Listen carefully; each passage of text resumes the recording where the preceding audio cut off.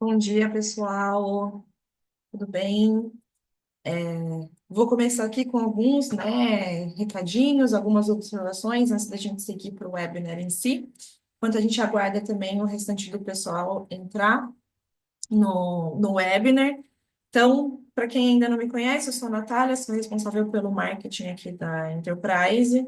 Gostaria, em nome de todos nós, agradecer a presença de todos vocês mais uma vez aqui com a gente. Dessa vez para falar um pouquinho sobre bactérias e vírus, para falar um pouco sobre micro-organismos com a tecnologia Nanopore. Eu já já vou passar aí a palavra para os meus colegas, para eles seguirem aí, tanto com a parte do sequenciamento em si, das análises, com a parte de dados, mas eu queria reforçar mais uma vez com vocês que no começo do ano, desde 2024, a gente pegou a representatividade e a exclusividade da Nanopore aqui no Brasil, e a gente vem trabalhando para dar todo o suporte, para vocês. Então, a gente tem uma equipe bem completa, tanto a parte técnica para suporte de pré-venda, durante a venda, no pós-venda, qualquer dúvida que vocês tiverem para ajudar, na definição da análise de vocês, além do nosso time comercial, que também está à disposição para tirar qualquer dúvida sobre qual é o melhor processo, como receber, melhor prazo. Então, qualquer necessidade, vocês podem consultar a gente, que a gente fica mais do que feliz em atendê-los, tá bom, pessoal? Eu vou passar a palavra, então, para os meus colegas, eles vão fazer uma breve apresentação, e aí já segui com o webinar. Mais uma vez, obrigada a todos, excelente webinar para todo mundo. Olá, pessoal. Bom dia. Sejam bem-vindos, bem-vindas ao nosso quarto webinar. Para os que não me conhecem, meu nome é Gabriel Gomide, eu sou bioinformata aqui na Enterprise e eu auxilio tanto com a parte de análise de dados quanto configuração de software, dispositivo, para o que mais precisarem. Então, o webinar de hoje a gente vai abordar sobre bactérias e vírus, análise de bactérias e vírus, focando mais nesses micro-organismos isolados. Aí a Renata vai assumir essa primeira parte e eu encontro vocês mais tarde. Bom dia, pessoal. Eu sou a Renata Ferreira, eu sou FAS de Genômica, responsável pela Nanopore aqui da Enterprise. Eu sou bióloga de formação, tenho doutorado, pós-doutorado, fiz o curso da Nanopore lá nos Estados Unidos. E a ideia hoje é conversar com vocês sobre as aplicações da Nanopore. Peraí, deixa eu só, vamos lá, apresenta meu slide. Vamos, filho. Isso. Sobre as aplicações da Nanopore para bactérias e vírus isolados, tá? Então, a ideia aqui é ver tudo que a gente é capaz de ver nesses micro-organismos, tá? Então, quando a gente fala de micro-organismos, né, a gente está falando de doenças infecciosas, né? Então, no webinar passado, a gente já falou sobre metagenômica e sobre 16S. Então, hoje a gente vai focar o quê? Nos isolados bacterianos e nos amplicons virais, tá? Então, como é que a gente pode classificar, como é que a gente pode ver resistência, epidemiologia, programas de vacinas, tudo isso, então, é ligado mais a bactérias isoladas e a vírus, tá? Então, a primeira pergunta que normalmente fazem é: qual biblioteca eu escolho, tá? Então, a gente tem uma biblioteca específica para SARS-CoV, tá? Então, ele é um PCR tiling para genoma do SARS-CoV. Então, é uma expansão que a gente compra para o kit rápido do Midnight, e ele vai fazer o cDNA completo do vírus, tá? E a gente consegue fazer até 96 amostras por flow cell, com 8 microlitros de RNA por amostra, tá? Então, a gente tem um kit específico para SARS-CoV, por exemplo. E a gente tem um protocolo específico para influenza. Também é um PCR tiling para pegando todo o protocolo de influenza, todo o genoma da influenza, e aí a gente vai fazer a biblioteca usando o Native Barcode, tá? Então a gente também consegue fazer até 96 amostras por sequenciamento.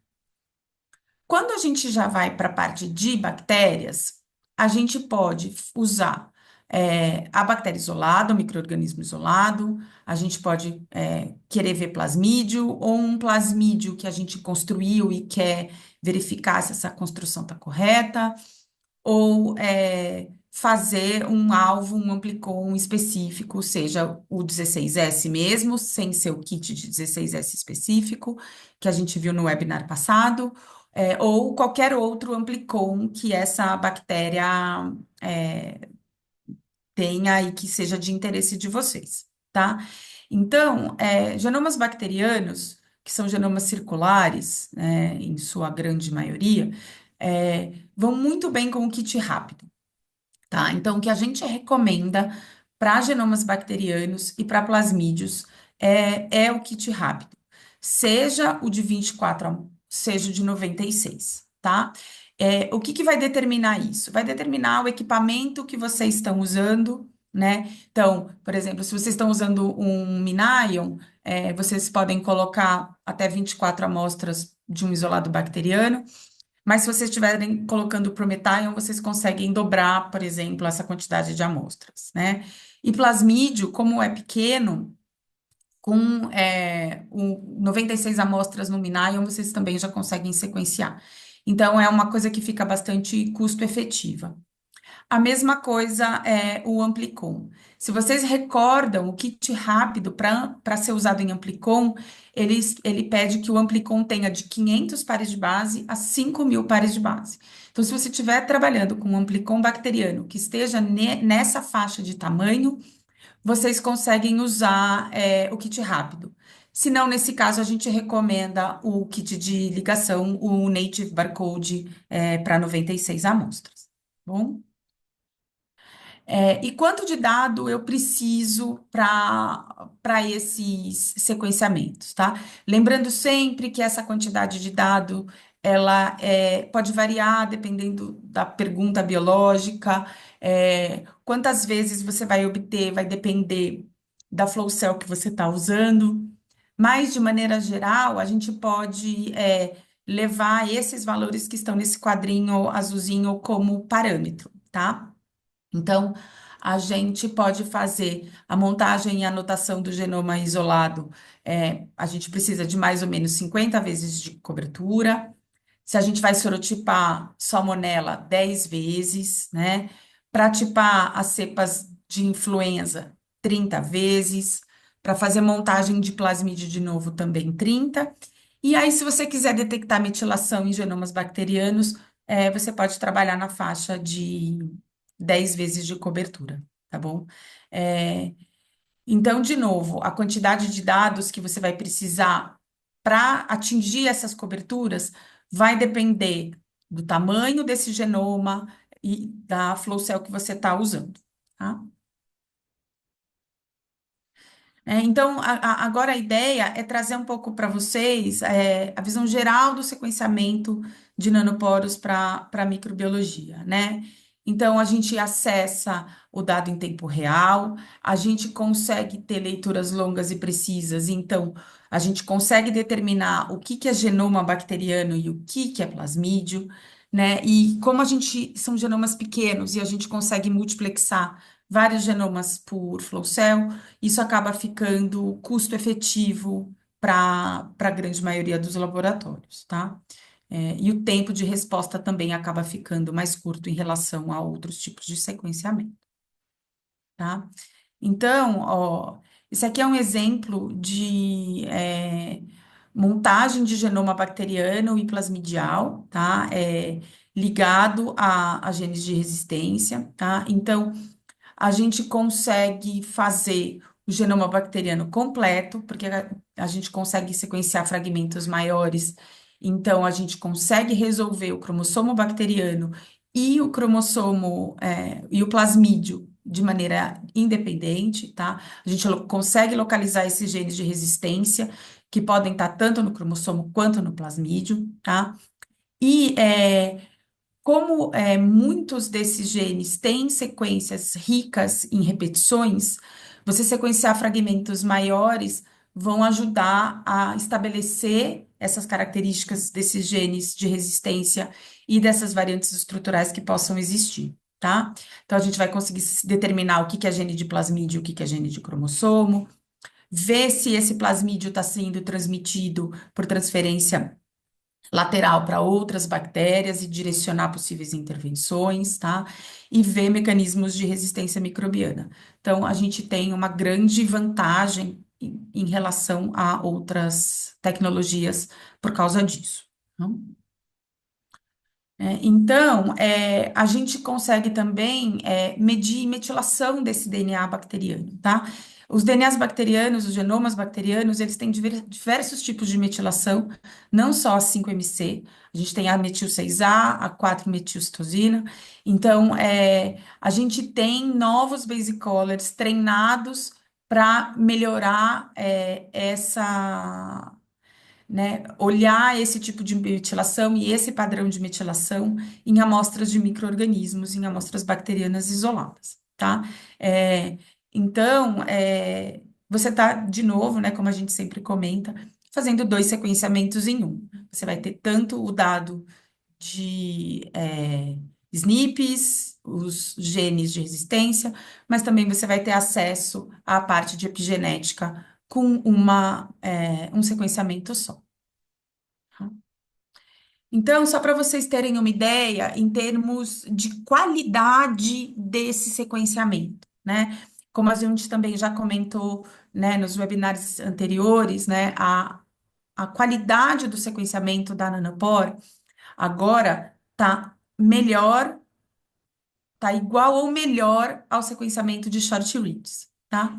Então, esse é um trabalho do professor Ryan Wick, do Instituto de Doherty, e ele está vendo que com um sequenciamento único de nanopore, sem usar outras plataformas para ajudar, a gente está com scores próximos de 60, tá? É, na faixa ali de 10 a 20 vezes de cobertura. Então, o sequenciamento da nanopore é um sequenciamento para a bactéria que vai dar um alto grau de confiança, um alto grau de qualidade com somente esse sequenciamento e com relativamente baixa cobertura quando vocês comparam isso com o método de short reads, tá? Então, essa informação é bem, bem importante, né? E é fácil de fazer, é fácil de analisar. Uma vez que você sequenciou, você tem um workflow pronto no Web2Me, que o Gabriel vai mostrar para vocês mais tarde com mais detalhes, mas só para vocês verem que tem um workflow, esse workflow é fácil, é intuitivo, e o Gabriel vai trazer mais detalhes deles para vocês na segunda parte do webinar, tá? Então, isso aqui é só um estudo de caso para mostrar para vocês que dos 56 isolados que eles acharam, eles conseguiram alta cobertura, os isolados têm alta conservação dos plasmídios entre os isolados, né, conseguiram fazer o perfil de susceptibilidade a antimicrobianos, e a interpretação é bem, bem fácil, tá? Então, só usando os dados da Nanopore, tá? Esse é um outro estudo de caso para plasmídios, né, de salmonela, onde eles querem ver genes de multiresistência à droga nesses plasmídios, tá? E eles também conseguem alta qualidade com uma cobertura menor, o que é um custo e reduz tempo de sequenciamento dessas amostras quando a gente está precisando fazer isso à beira do leito e decidir antibióticos, por exemplo, para esses pacientes, tá? Então, agora a gente vai olhar um pouquinho para os vírus, tá? Então, a Nanopore tem duas ferramentas específicas, né, para o SARS-CoV e para o influenza. Mas você pode sequenciar qualquer genoma viral é, usando a tecnologia da Nanopore. Como o vírus é um outro mundo, né? A gente tem vírus de DNA, DNA simples fita, dupla fita, RNA simples fita, dupla fita, é, forward, né? Mais, menos. A gente vai precisar, de alguma maneira, fazer certos tweaks, né? Fazer certas modificações no protocolo para pegar todos esses tipos virais. Mas, de uma maneira geral, o que a gente tem aqui é um PCR tiling para um genoma viral de interesse, tá? Então, a gente vai fazer um PCR para amplificar alvos, seja ele qual for. Você pode fazer fo- focado em um genoma viral, você pode fazer ele mais aberto, com ideia para pegar um viroma, por exemplo. Então, vários PCRs, primers degenerados, existem várias maneiras da gente fazer isso, tá? A gente sempre pode depois marcar uma reunião, se alguém tiver é, alguma ideia específica para um grupo de genes, para um grupo de vírus que vocês têm interesse, tá? A gente pode sempre marcar uma reunião para conversar sobre esses diferentes protocolos, essas diferentes possibilidades. Mas a ideia geral é sempre essa: a gente vai fazer um PCR tiling, vai gerar a cobertura desse genoma e aí vai sequenciar esse amplicon, tá?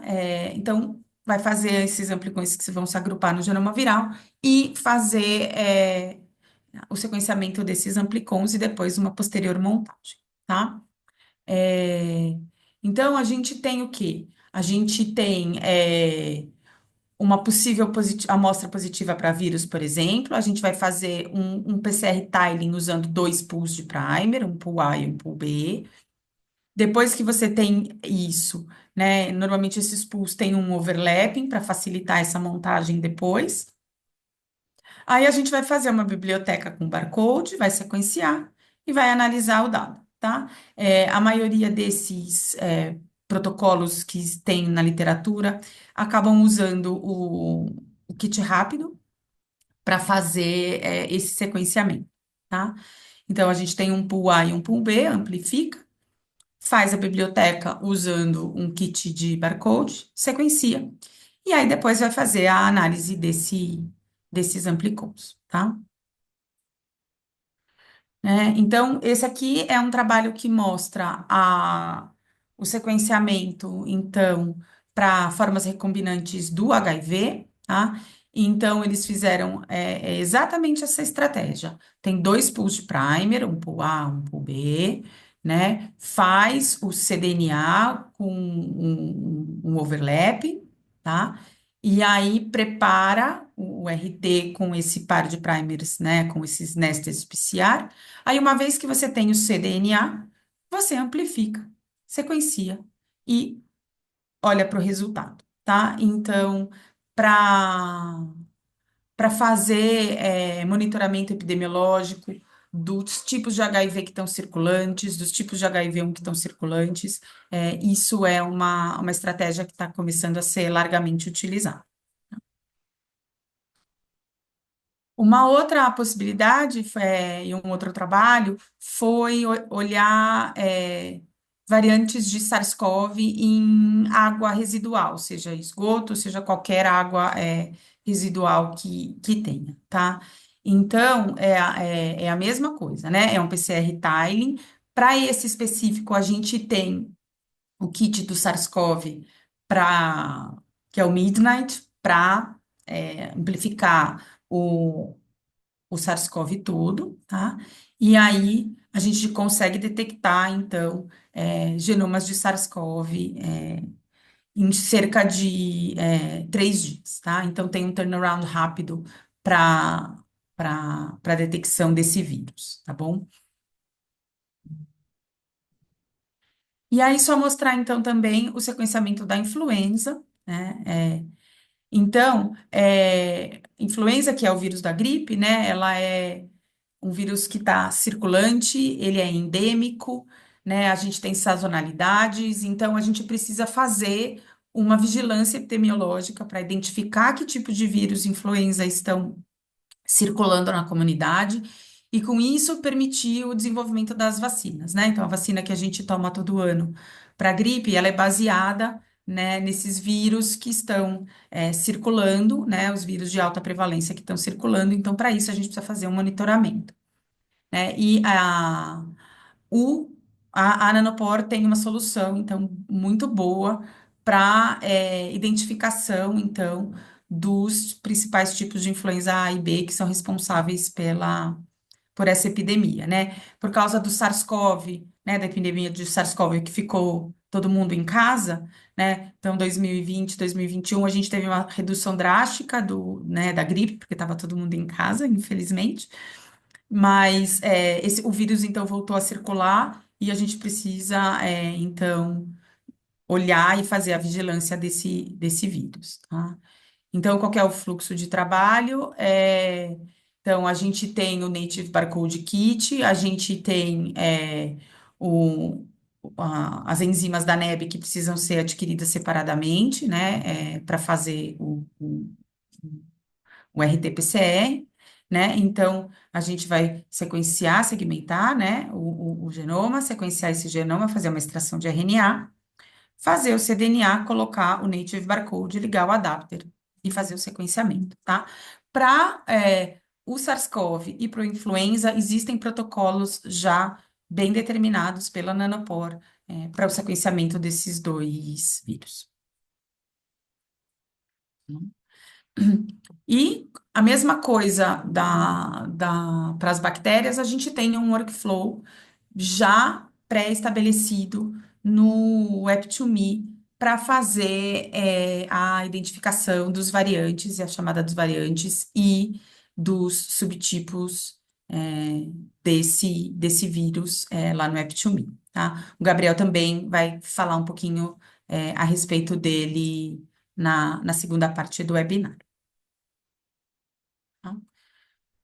Então, esse aqui foi um trabalho que usou a Nanopore e viu que a gente tem um turnaround bem rápido, né? Então, em 24 horas, a gente consegue sequenciar, né, montar a biblioteca, sequenciar e ter os resultados. Então, para vigilância, você ter esse resultado rápido é importante, então, para a definição de vacinas né, e de possíveis outbreaks que podem estar acontecendo.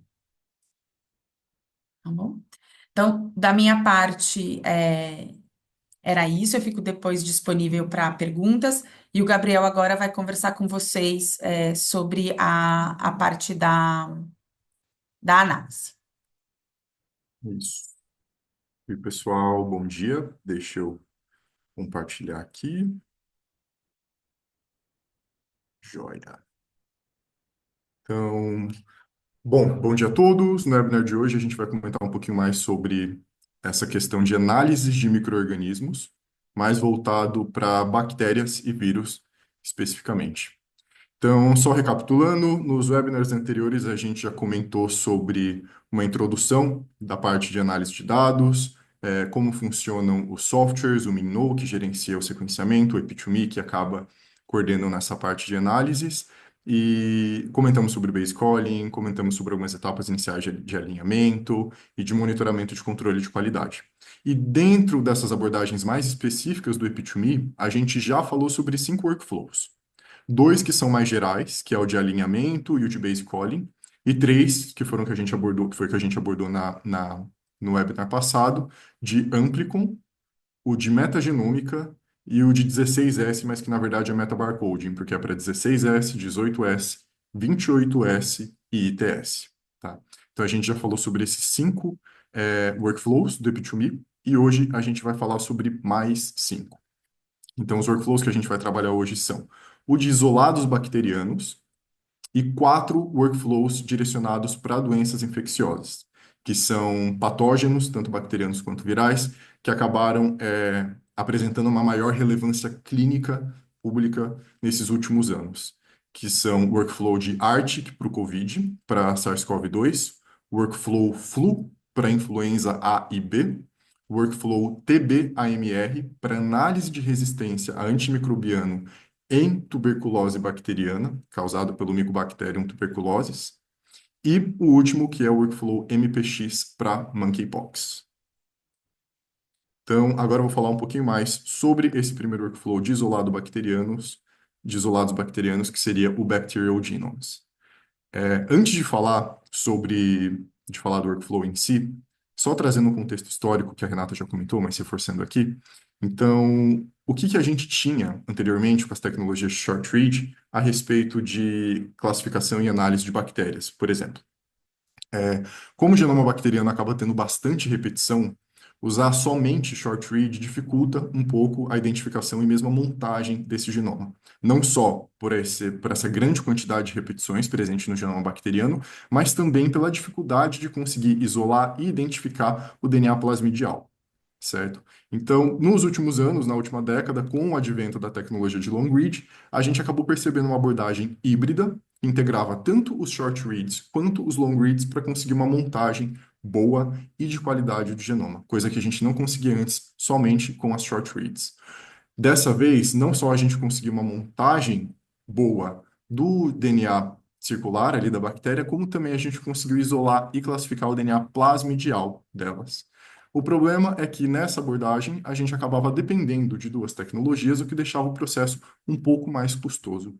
E recentemente, principalmente esse ano, no começo desse ano, a Nanopore teve diversos avanços significativos na parte de correção de erros, o que permitiu com que somente com a tecnologia de long read da Nanopore a gente consiga fazer uma montagem do genoma bacteriano com altíssima qualidade e também a identificação do DNA plasmidial. Isso se deve principalmente aos avanços que a gente teve nos modelos de base calling, tá? Naquela etapa de chamada de base, que seria a conversão do pod 5 ao FASTQ, que é de fato a sequência que a gente olha. Então, no segundo trimestre desse ano, o Dourado lançou a versão 5.0 dos base callings, daqueles modelos de base calling. E o 4.3 já trouxe um avanço significativo, mas o 5.0 mudou bastante essa taxa de correção de erros, mudou e melhorou, mudou para melhor. Então, aqui no lado esquerdo da imagem, a gente percebe uma captura de tela de um alinhamento, comparando um dado que voltou do modelo de Base Calling 4.3 com o 5.0. E aí a gente percebe que uma região que estava um pouco mais difícil de genotipar, que estava bem ruidosa naquele modelo anterior, acabou ficando muito limpa e clara com esse modelo novo, certo? Aqui do lado direito da imagem, a gente tem um gráfico que correlaciona algumas famílias de bactérias, uma das principais bactérias que apresentam relevância clínica, com a qualidade e a acurácia de montagem, com K-score de montagem, para essas diferentes versões de modelo de base calling. Então, aqui a gente percebe que do 4.2 para o 4.3 já foi um grande salto significativo, o que trouxe aquela melhoria de montagem acima de 50, em que mais de 50, e com essa 5.0 a gente percebe que o topo desse gráfico acabou alargando na parte da base e englobando muito mais famílias de bactérias, publicado pelo estudo do Ryan Wick, aquele professor que a Renata comentou anteriormente, certo? Então, hoje em dia, o panorama que a gente tem de sequenciamento e montagem de bactéria para nanopore está bem diferente, está super preciso e acurado. Agora sim, entrando no workflow em específico, esse workflow de genomas bacterianos, isolados bacterianos, ele faz parte de um protocolo chamado NoMIS, que seria uma solução de sequenciamento para isolados microbianos somente com a nanopore. A Renata comentou da parte do protocolo e agora eu falo mais da parte da análise focada no EP2Me.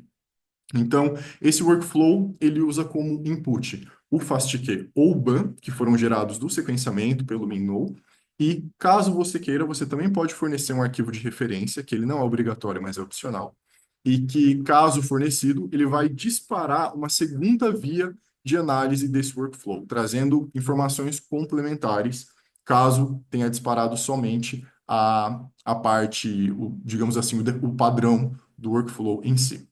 Tá? Então, uma vez que você já tem o FastQ e o Band Input, a gente baixa esse workflow direto da plataforma do EP2Me. Lembrando que cada workflow de EP2Me apresenta requisitos computacionais mínimos para rodar. No caso de isolados bacterianos, desses genomas bacterianos, são uma CPU com 8 núcleos, e 32 GB de memória RAM, que são os mínimos de requisito para rodar ele. Certo? Ah, e também é importante ressaltar que toda vez que a gente fala do IP2Me, a gente pode rodar tanto por linha de comando quanto por interface gráfica, e na interface gráfica, tanto localmente no computador de vocês, quanto em nuvem, tá? E aí a gente segue, de fato, para o workflow, onde ele vai fazer a montagem das suas sequências, a chamada de variantes, caso vocês tenham fornecido a sequência referência no input. Sem referência, ele não faz chamada de variantes. A anotação e uma outra opção que ele também desvia o fluxo para mais ferramentas, para outras análises complementares, que seria essa opção isolates. Caso vocês estejam trabalhando com linha de comando, seria só ativar o comando -- isolates, e se for por interface gráfica, é só ticar a caixinha desse comando, tá? E como resultado, a gente pode esperar aquele clássico relatório HTML que todos os workflows do Epitome gera, com dados de controle de qualidade, tamanho, e aqui com algumas informações também, alguns gráficos de profundidade. Além disso, ele também vai gerar uma sequência FASTA da sua montagem. Caso vocês tenham fornecido a referência de input, ele vai fazer a chamada de variantes e vai gerar um arquivo VCF com essas chamadas. E também, por fim, o processo de anotação gera um arquivo GFF, que é um arquivo padrão para anotação. Tudo isso em 20 ou 40 minutos por amostra, por cerca de 20 a 40 minutos por amostra, com 50x de profundidade, que é o que a gente recomenda de mínimo para conseguir fazer uma boa classificação, certo? Agora, falando um pouco mais específico sobre o workflow em si, como que ele funciona, o que que ele dispara. Então, aqui a gente tem um fluxograma indicando os caminhos que ele segue de acordo com os arquivos que você forneceu de input e as opções que você escolhe de processamento, tá? Então, aqui você fornece inicialmente o FASTQ. Se vocês não fornecerem um arquivo referência em FASTA, ele vai disparar o modo de montagem de novo. Então, vai fazer uma sequência, consenso ali. Depois ele vai fazer uma montagem das suas sequências em cima da de novo que foi feita aqui, um polimento com Medaka e segue para a etapa de anotação. Se vocês ativarem o modo de isolados, ele vai entrar nessas três análises, que eu vou comentar com mais detalhes daqui a pouco. Se não, ele já vem direto de anotação para o relatório. Caso vocês tenham fornecido um genoma referência, aí ele desloca a via para cá, e ele vai fazer uma montagem baseada na referência que você forneceu, a chamada de variantes para voltar aquele arquivo VCF, depois uma montagem final com aquele polimento para o Medaka e então segue para anotação, tá? Então, comentando um pouco mais sobre ferramentas que estão inclusas nesse workflow, primeiro a gente tem o FastCatch, que ele vai fazer uma análise de métricas iniciais dos seus dados ali e concatenar esses inputs para processar de uma só forma. Depois tem o Fly, que vai fazer um rascunho dessa sequência consenso, caso vocês não tenham fornecido um genoma referência. Por fim, o Medaka para fazer o polimento, e a gente chega nessa etapa de montagem. Caso vocês tenham fornecido a sequência referência, desloca a via para cá, aí ele vai fazer um alinhamento com o Minimap, a chamada de variantes com o Medaka, e o Medaka mesmo também vai usar essas variantes para fazer uma montagem consenso que vai ser depois polida antes de seguir para a anotação. A anotação de genomas bacterianos é feita pelo Proca, que é um software muito bem conhecido, bem validado também para esses genomas, muito bom, tá? Agora falando um pouquinho melhor sobre o modo Isolates. Caso vocês escolham esse modo para complementar a sua análise, ele vai disparar 3 workflows de acordo também com o tipo de amostra que vocês estão trabalhando. O primeiro desse workflow é o que a gente chama de tipagem por sequenciamento multilocus, ou MLST.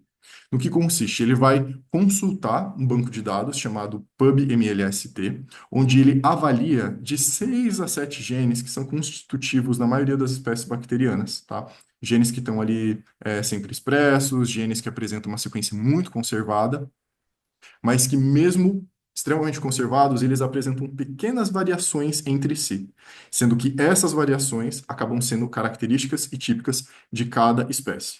Então, essas variações vão auxiliar com a tipagem e com a identificação bacteriana ali da sua amostra, tá?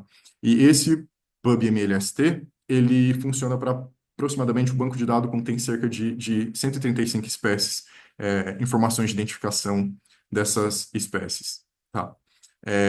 O pipeline seguinte que ele vai destacar, que ele vai disparar, é o de detecção de resistência a antimicrobianos, onde essa análise vai ser feita pelo ResFinder, que também é um programa, uma ferramenta muito conhecida para essa parte de AMR, de resistência a antimicrobianos, e que ele vai avaliar, o banco de dados do ResFinder, ele acaba tendo uma informação um pouco mais enxuta em relação à quantidade de espécies que estão sendo representadas ali, tá? Então, aqui embaixo eu destaquei uma lista das espécies que vão ser representadas e que podem trazer essas informações de resistência a antimicrobianos.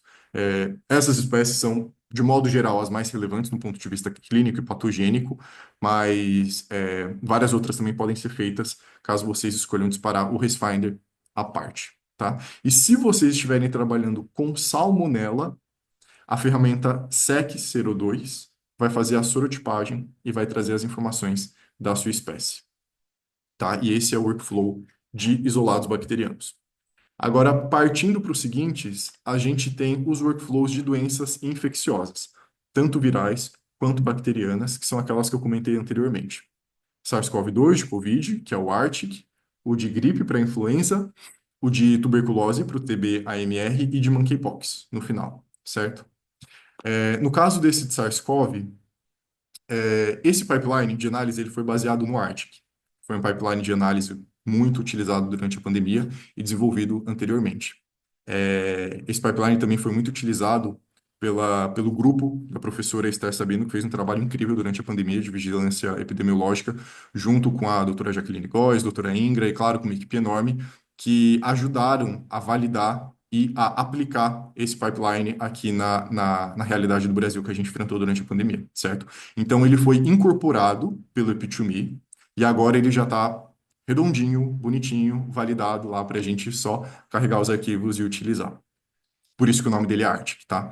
Então, esse workflow do SourceCove ele é compatível com qualquer conjunto de primers, desde o Arctic, o protocolo, né, como a Renata mencionou anteriormente, do Arctic, o Midnight, tem protocolos também envolvendo enzimas biprimers da NEB, da IDT, ou mesmo customizável que você mesmo queira fazer, tá? Ele é compatível com qualquer um desses conjuntos de primers e protocolos, e a parte de bancada de protocolo consiste naquela abordagem de amplificação tiling, de PCR tiling, para o enriquecimento do álbum e a adição de barcodes de acordo com a ferramenta ou a empresa que você escolheu para fazer isso, tá? Então, depois ele passa para o sequenciamento Basic Calling com Minnow e a gente usa, de fato, carrega esses dados no Arctic. Então, os requisitos desses workflows de doenças infecciosas acabam sendo menores, principalmente para os virais. Então, o Arctic, por exemplo, ele tem um requisito de CPU de 2 núcleos e uma memória de 4 gigas, que é super baixo para os requisitos computacionais que a gente tem visto. E a gente pode esperar um tempo de corrida aí por volta de 5 minutos por amostra, tá? Então, baixa esse workflow no seu computador, roda e como que ele funciona. Bom, a primeira etapa do workflow consiste em agregar os seus FASTQ que vocês deram de input e depois seguir para uma etapa de filtragem desses FASTQ de acordo com a qualidade das suas reads e o tamanho delas. Então, lembrando, a Renata mostrou um gráfico anteriormente, onde eles acabaram validando que 400 pares de bases para o Amplicon era o mais ideal, o mais otimizado para a gente conseguir um bom aproveitamento desse workflow. Então, por conta disso, por padrão, o workflow filtra reads entre 400 e 700 pares de base. Tá? Abaixo disso, acaba dificultando a classificação do Nextclade, do clado de linhagem, e acima disso também não é para ser esperado dado o seu desenho experimental de protocolo. Tá? Então, uma vez feita essa filtragem realmente das reads de interesse, a gente passa pelo mapeamento com o Minimap e a sequência do SARS-CoV que já está inclusa no protocolo, vocês não precisam adicionar, tá? Depois vocês vão indicar qual foi a estratégia de primers, qual foi o conjunto de primers que vocês utilizaram. Então lá vai ter a opção de indicar, foi o Arctic versão 2, foi o Midnight versão 1, o Arctic versão 5, acho que já tem o 5 hoje em dia. Porque a partir desse modelo que você especificar, ele vai ter um arquivo BED, contendo as sequências dos primers que foram utilizados. E esse arquivo vai auxiliar na trimagem desses primers para retirar toda aquela sequência sintética e deixar somente a sequência biológica, somente a sequência que você quer ver ali para seguir com a análise. Então, é importante indicar qual que é o conjunto de primer para ele fazer essa limpeza. tá bom? Depois entra o Medaka, onde ele vai fazer a geração de uma sequência consenso, o polimento e a chamada de variantes. E por fim, a gente tem classificação de clado e linhagem com o Nextclade e o Pangolin, respectivamente. Tá? E tudo isso, claro, volta naquele relatório que todos os workflows do Epitome sempre geram. Algumas dicas para trabalhar com essa parte de análise de SARS-CoV.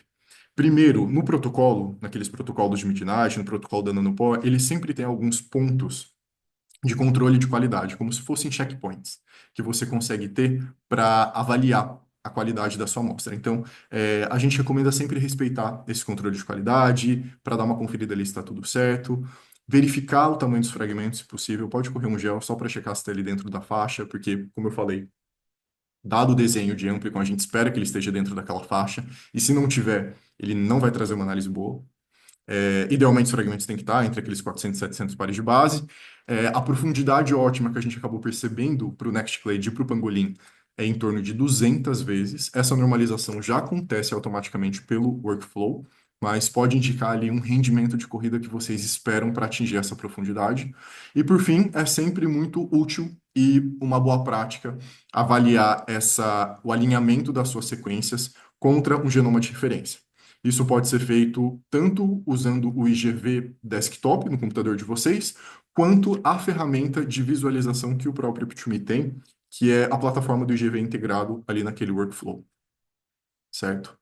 Então, seguindo o próximo workflow, é o workflow Flu, de monitoramento do vírus da influenza. Então, o vírus da influenza, ele é um vírus de RNA, que tem um genoma ali por volta de 13, 14 KB de tamanho, dividido em 8 segmentos, certo? E dentro desses segmentos tem dois genes que são muito importantes para a classificação, que são genes que expressam proteínas ali no capsídeo viral, né? Então, são genes da hemaglutinina e da neuraminidase. Todo mundo já ouviu falar em H1N1, H3N2. Então, o H e o N são responsáveis por essa identificação e classificação da linhagem de influenza, tá? A e B. Então, a primeira abordagem seria essa amplificação dos fragmentos específicos. Depois, vocês carregam esse workflow no Epitome com o requisito de 4 núcleos de CPU e 2 GB de RAM de memória. E o pipeline consiste em fazer um. Primeiro, ele vai fazer uma filtragem das suas sequências, eliminando sequências abaixo de 200 pares de base. Depois, um mapeamento com Minimap. Desculpa. Uma chamada de variantes com Medaka. A geração de uma sequência consenso com o BCF Tools. A tipagem da sua sequência com o Abricate. E depois a avaliação, a classificação de clado e linhagem com o Nextclade. Eu gosto de dar essa ênfase nas ferramentas que estão sendo utilizadas, porque mesmo que a gente queira correr por fora, customizar um pipeline interno, a gente já tem uma referência de qual ferramenta correr atrás, qual ferramenta procurar, porque são ferramentas já muito bem validadas para esse tipo de análise, tá? E ao final de 30 minutos, vocês vão ter um relatório completo com todas essas informações, caso o número de núcleos da CPU de vocês seja igual ao número de amostras. Então, é um workflow bem rápido também, que pode ajudar nesse processo de monitoramento e vigilância. O workflow seguinte é um workflow de tuberculose bacteriana, mas focado principalmente para análise de resistência antimicrobiana, para conseguir esse retorno rápido e uma possível abordagem mais direcionada sobre qual antibiótico, qual antimicrobiano usar ali eventualmente até numa emergência, tá? Então, essa abordagem é feita em cima do Mycobacterium tuberculosis, tá? É só esse organismo que está sendo avaliado aqui. Então, primeiro vocês vão ter aquele protocolo de enriquecimento, de acordo com o que vocês usaram para a bancada. Logo em seguida, sequenciamento base calling pelo GNOME. Baixa esse workflow no Epitome, com o requisito de 8 núcleos de CPU e 16 GB de RAM. Aqui, bactéria é um pouquinho maior do que vírus tem aquele requisito menor, bactéria tem um pouquinho maior. E as etapas que ele vai fazer são: primeiro, ele vai fazer um alinhamento. É bem simples esse workflow. Esses workflows menores, eles são mais simples de doenças infecciosas. Então, ele vai fazer um alinhamento com o Minimap 2. Aí, agora, a genotipagem vai ser feita com o BCF Tools, não mais com o Medaka, que a gente tinha visto antes. Dentro do BCF Tools, ele vai usar a abordagem de MPIOP. Geralmente, tem duas abordagens chamadas de variantes, que é a de Full Alignment e a MPIOP, que são só modos como você consegue classificar e chamar aquelas variantes. E, por último, ele vai fazer um faseamento com o WhatsApp. E aí ele vai trazer essas informações de identificação dos genes e possíveis antimicrobianos que são ineficientes contra aquele organismo, tá? Tudo isso dentro de 5 minutos, se vocês estiverem com o mínimo dos requisitos que o workflow pede. E, por fim, a gente tem o último workflow dessas doenças infecciosas, que é o de monkeypox, onde ele vai fazer a montagem do genoma, certo? Esse workflow, ele é compatível com também vários conjuntos de primers que vocês podem usar e diversas referências. Dentro dele já estão carregadas 4 referências para monkeypox, que foram publicadas recentemente. E, então, a abordagem que vocês vão usar para o protocolo pode ser tanto direcionada, através de amplo, quanto DNA nativo. Vamos fazer essa adição dos barcodes ali que vocês escolheram a partir do conjunto de primers que vocês preferirem. Sequenciamento basic calling combinou, depois baixa esse workflow com um requisito mínimo de 4 núcleos de CPU e 16 GB de RAM, e aí segue para análise. Uma informação importante só sobre esse workflow é que ele não faz a trimagem dos barcodes, diferente de alguns workflows anteriormente, que nem o do SARS-CoV que eu comentei, ele não trima os barcodes. Então, é importante que antes de carregar os dados aqui, vocês já façam essas remoções de tanto o primer quanto o barcode para trabalhar só com a sequência da bactéria em si, tá? Do organismo ali em si que vocês querem.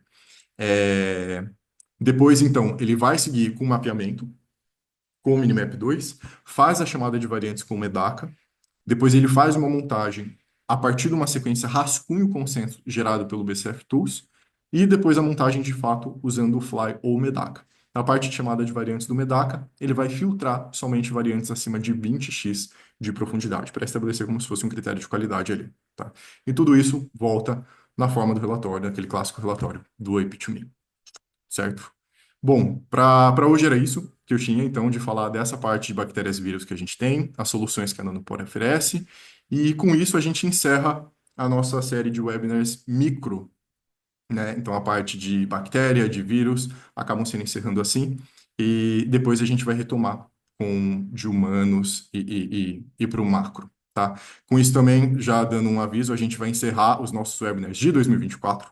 Esse foi o nosso último webinar do ano, e eu acho que mais para metade, mais para frente de janeiro, a gente retoma os webinars novamente, falando sobre variações germinativas e somáticas em humanos, e também a etapa de metilação, que eu acho muito interessante.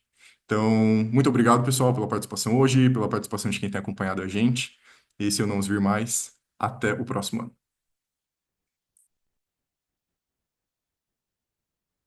Pessoal, deixa eu só dar um recado também, aproveitando o gancho aí do Gabriel. Muita gente está perguntando sobre as gravações, então agora que a gente finalizou essa primeira etapa, tá, dos webinars de 2024, a gente vai disponibilizar dentro do nosso site as gravações dos webinars, tá, incluindo esse de hoje. Todo mundo que se cadastrou nos eventos, a gente vai enviar um e-mail para vocês avisando, dando o caminho de onde, né, essas gravações estarão disponíveis. Então, isso deve acontecer aí nas próximas semanas para a gente encerrar esse ciclo aí de 2024. E como o Gabriel mencionou, 2025, a gente volta com mais webinars, então a gente está com uma previsão ali, mas, né, para metade, final de janeiro para retornar, por conta de férias, né? A gente sabe que o pessoal acaba tirando essa época do ano aí para descansar. Então, fiquem ligados aí nas redes sociais, nos nossos e-mails marketing, que assim que a gente voltar, a gente avisa todos vocês. Bom dia, pessoal. Meu nome é Larissa, faço parte aqui do departamento de marketing da Enterprise. Primeiro, eu gostaria de agradecer a todos pela presença, né, nesse webinar, também ao Renata e ao Gabriel pelo excelente conteúdo. Agora, só para complementar a apresentação, a gente selecionou algumas dúvidas, né, as principais perguntas enviadas por vocês no ato da inscrição. Vou intermediar entre eles. Podem continuar mandando perguntinhas aqui no chat. Se a gente não conseguir responder hoje, a gente envia para vocês por e-mail, tá bom? Começando aqui com a primeira pergunta, vou fazer a primeira pergunta para a Renata. Gostaria de saber se existe uma especificidade do kit a ser usado para o diagnóstico de Mycobacterium tuberculosis em relação a outras bactérias. Vamos lá. Eu vou fazer um share aqui. Posso só fazer um share aqui rapidinho, Lari, por favor? Só para eu mostrar para eles. Obrigada.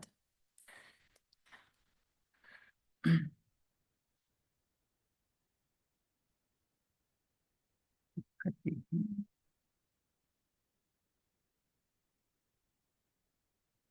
Você está deixando só.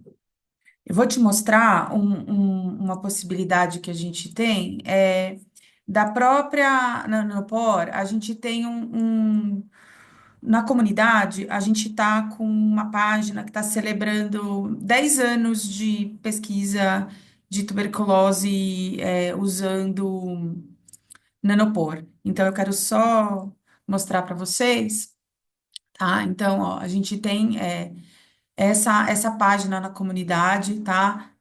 Com várias publicações que usaram Nanopore para sequenciar, tá? Então, assim, com base nessas publicações, não existe um kit específico para extração de DNA, mas para sequenciamento da micobactéria, usando o Nanopore, o que a gente recomenda é o kit de ligação. Tá bom? Agora, em termos de extração, é o que vocês estão acostumados a usar. Eu recomendo que você acesse essa página dessa inovação em micobactéria e que aqui você vai ter mais informações focadas para isso, tá? Qualquer coisa a gente pode também marcar uma reunião e tirar qualquer outra dúvida que tem, tá bom? Mas, em princípio, o que a gente recomenda é o kit de ligação. Ô, Rê, se possível, manda o link aqui no chat para o pessoal. Ah, posso sim, claro. Todo mundo que já fica aí o acesso. Tá, já vou mandar. Agora, outra perguntinha para o Gabriel. Outros webinars já falaram da plataforma IP2Me. Gostaria que abordassem com mais detalhes sobre o nosso processo de instalação e configuração para o uso adequado da plataforma. Isso. Às vezes, a instalação do IPTME pode ser um pouquinho complicada mesmo, não só pelo processo, mas como alguns requisitos que a gente tem que ajustar ali. Em primeiro lugar, o IPTME ele não tem requisito computacional que nem o sequenciamento, tá? E nem os workflows. Você vai ter o requisito de acordo com o workflow de disparo. O único requisito que a gente geralmente tem para o download do IPTME seria manter o seu sistema operacional, seja Windows, Linux ou Mac, o mais atualizado possível. Só no caso do Linux a gente recomenda parar no 22. Então, ou 20.04 ou 22.04. No caso do Windows, o que eu recomendo é a primeira coisa, entra na atualização do Windows e atualiza para o máximo que puder. Deixa o máximo atualizado, porque tem uma certa. Quando a gente trabalha com Windows, tem um código chamado de Windows Build, que ele indica qual que é a versão daquele seu Windows. E versões um pouco mais antigas ou anteriores a um número específico, que é um código de 12 números, não rodam o IP2Me. E às vezes podem até apresentar problemas durante o processo de instalação, tá? Então a primeira coisa é, caso esteja trabalhando com Windows, deixar o máximo atualizado possível.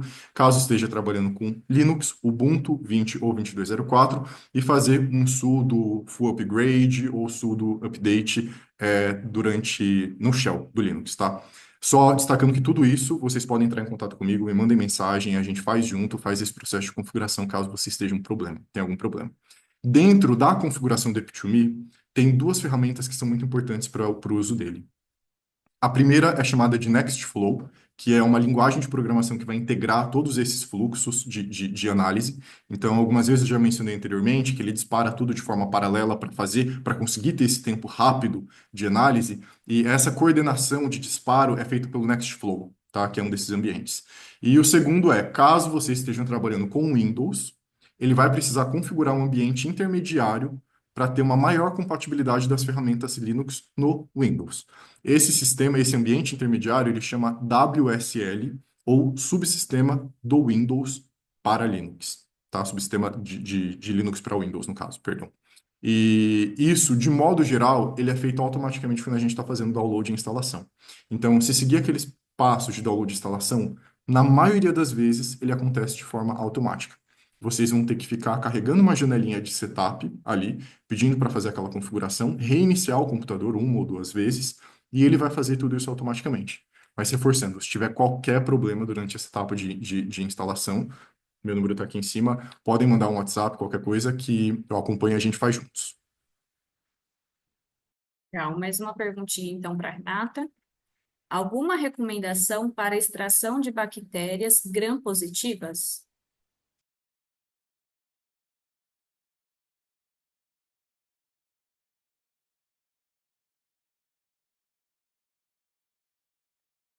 Rê, você está mutada.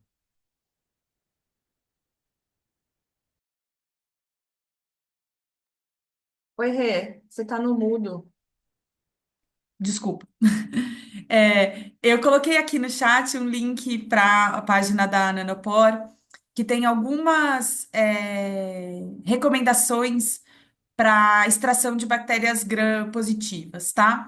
Então, eles descrevem alguns métodos de extração, tá? Eles usam como exemplo de bactéria gram-positiva a Bacillus subtilis, tá? Então, eles fazem recomendações de alguns kits de extração, em alguns protocolos de extração, eles passam o que eles conseguiram um maior read com maior output de sequenciamento.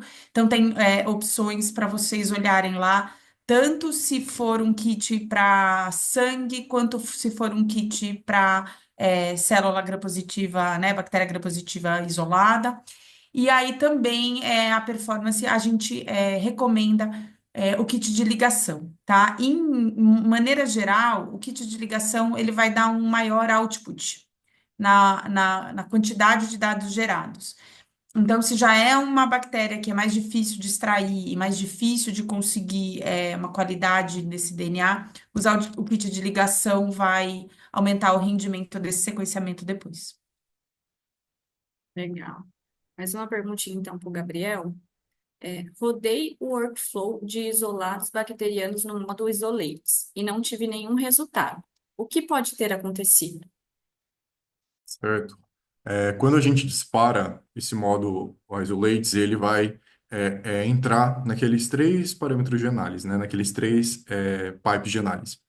Que o primeiro seria o MLST, o segundo é o de resistência a antimicrobianos do ResFinder e o terceiro é o de sorotipagem de salmonela. Então, de trás para frente, o de sorotipagem só funciona para a espécie de salmonela, tá? O segundo, o ResFinder, ele só vai funcionar para aquela lista de bactérias que estão ali. E o MLST, ele também tem uma lista um pouco maior do que a do ResFinder, mas ainda assim com cerca de 135 espécies. Então, o que eu sugiro se vocês estiverem trabalhando com uma bactéria não tão usual, dá uma checada se tem ali presente ou não, e se não tiver, aí a gente procura umas ferramentas externas ou procura rodar à parte para conseguir essas informações de tipagem e de resistência a antimicrobianos. Legal. Então é isso, pessoal. A gente encerra aqui, finaliza com essas perguntinhas aqui no final do webinar. Gostaria de agradecer novamente a presença de todos vocês. Na tela estão nossos contatos, né? Se vocês tiverem alguma dúvida, teremos o prazer em atender a todos, tá? Fiquem atentos nas redes sociais, conforme a Natália falou, para vocês receberem o convite dos nossos próximos webinars, que retornam em 2025, tá bom? Muito obrigada a todos. Obrigada. Obrigado, gente. Tchau, Tchau, tchau. tchau, pessoal. Obrigada.